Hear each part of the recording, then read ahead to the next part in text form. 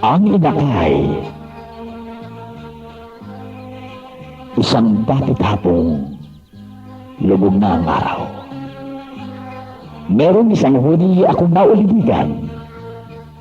Ang huni mahina tuwaring nananamlay ng aking sinuhi galing sa isang inakay.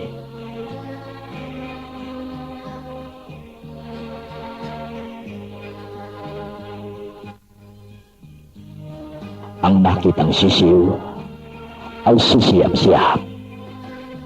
Ang buntot ay pugot at laylayang pakpak. Ito'y nakabitin sa sanga ng dayat na huli ng bitag. Ang paa'y sinakba. At sa aking awa, noon din nakiyak. Inalin sa tali ang paang may sugat. Ngunit ang munting ibon ay nais lumipad, nais kumawala dito sa aking palad. At iniuwi ko ang munting inakay. Aking pinagpalat, binigyan ng bahay.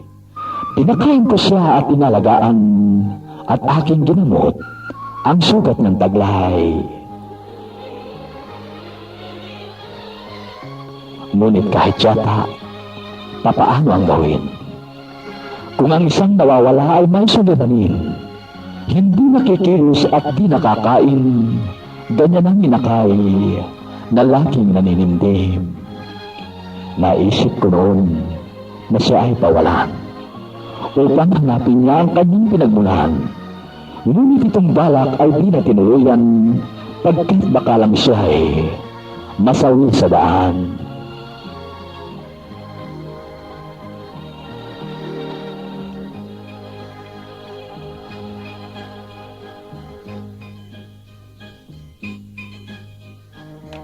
Kaya noon din, kahit di niya gusto, ay akin siyang pinigil at aking inalo.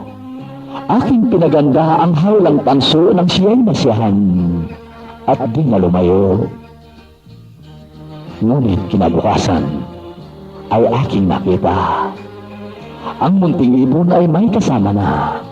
Ang kanyang huni ay napakasaya pagkat ang kasama ay ang kanyang ina.